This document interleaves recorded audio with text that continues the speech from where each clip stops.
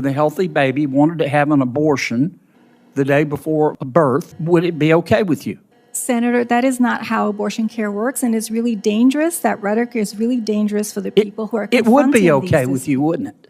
That is called labor and delivery, sir. It would be okay with you, That is wouldn't called it? labor and delivery, sir. I find that astonishing.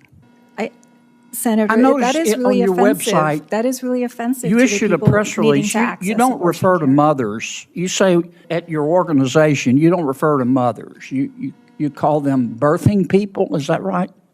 That is among the language that we use, yes. What's the difference? A birthing person is someone who's in labor and delivery. Okay. That's a mother, right? So for sure... Hey everyone, welcome to Capitol Insights. Today we're diving into a fascinating and intense Senate hearing that's got everyone talking. Let's start with what sparked this whole debate.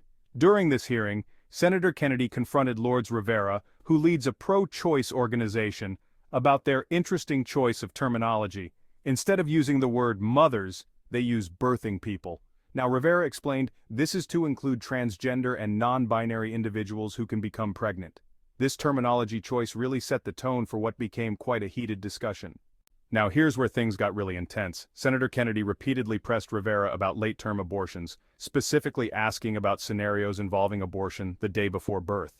Rivera's response was consistent throughout, stating that this scenario isn't how abortion care actually works, emphasizing that such situations would be considered labor and delivery.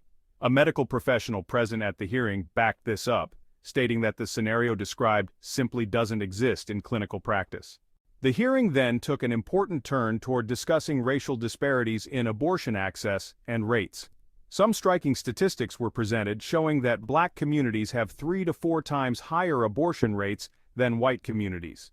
The witnesses connected these disparities to broader issues of structural racism and poverty, painting a complex picture of how social issues intersect with healthcare access. Finally, the discussion moved to legal territory. There was significant debate about California's AB 2223 law and its implications.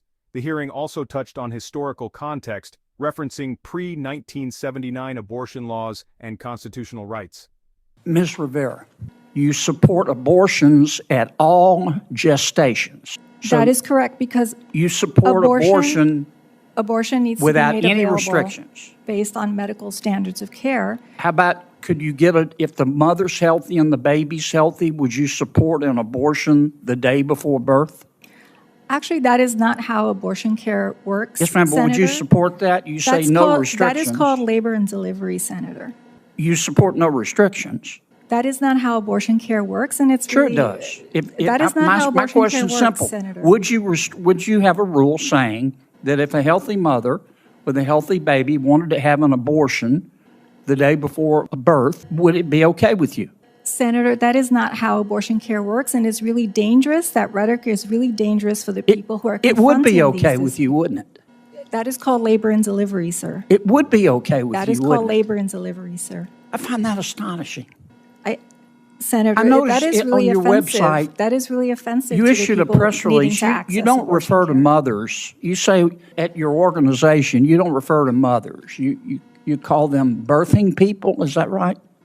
That is among the language that we use, yes. What's the difference? A birthing person is someone who's in labor and delivery. Okay.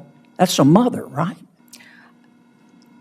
So for sure, the majority of people who are pregnant are cisgender women, and at the same time, we have to acknowledge that trans people and non-binary people do and can become pregnant, and it's really important not to misgender them in law and health because it is really dangerous to them. You were invited here by my Democratic colleagues today? That is correct. How would you change Texas law? If I could change Texas's laws, I would be able to take care of my patients if they're in need without restriction. I just find it extraordinary that neither you nor Ms. Rivera are willing to say what you believe, which is clearly that you don't think there ought to be any restrictions on abortion. You think it's okay. You want society to adopt a rule that says if a healthy mother with a healthy child wants to have an abortion, maybe she wants a different gender the day before birth, that's okay. Senator, you both seem It's clear that's what you believe. Why won't you say it? With all due respect, I've been to medical school. I've done multiple years of training, delivered babies and done thousands of surgeries for over a decade. And you're describing a clinical situation that just doesn't exist, Senator. No, ma'am, you're wrong. You're wrong, and you know I'm wrong.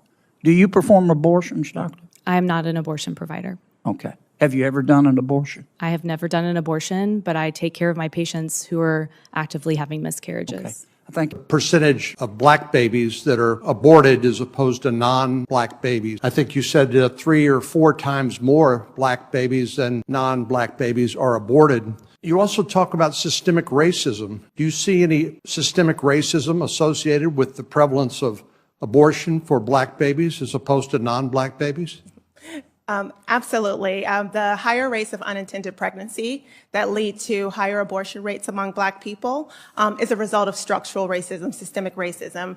I understand systemic racism not to be boogeymen who are trying to dupe Black people into abortion care. I understand structural racism to be the systems that have made it so that Black people disproportionately bear the burdens of poverty in this country, the systems that have denied them the basics that they need in order to live humane lives like food, clothing, shelter, health care. So you believe a system that responds with the criminal legal legal system. there ought to be more black babies aborted, is that right? I believe that we ought to create the conditions under which people can lead lives that are filled with dignity and humanity. And that to means your, being to able your way to, of thinking, that happens when more black babies are aborted. I believe, I trust, I love Black people with the capacity for pregnancy. I think they have agency, they have intelligence, they know what is best for themselves, and I would love to create the conditions under which they can live lives that are filled with dignity and humanity. And do you think a baby that is delivered alive has value? Yes. Do you think that a baby that is not yet born has value? I believe that a person with a capacity for pregnancy has value. They have intelligence. They have agency. They have No, I'm talking dignity. about the baby. And I'm talking about the person with the capacity for pregnancy. You're not answering the question. I'm asking. I'm answering a more interesting question to me. You think that the baby that is not yet born, let's say the day before this mother delivers, do you think that baby has value?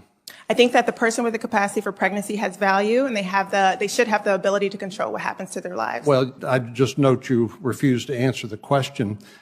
This really highlighted how complex these legal and ethical questions are. This hearing perfectly encapsulates the ongoing national debate about reproductive rights, medical terminology, and healthcare access. Whether you agree or disagree with either side, it's crucial to understand these discussions as they shape our policies and laws. Remember to leave your thoughts in the comments below. I'd love to hear your perspective on these issues. Don't forget to like this video and hit subscribe if you want more breakdowns of important political discussions. Thanks for watching, and I'll see you in the next video.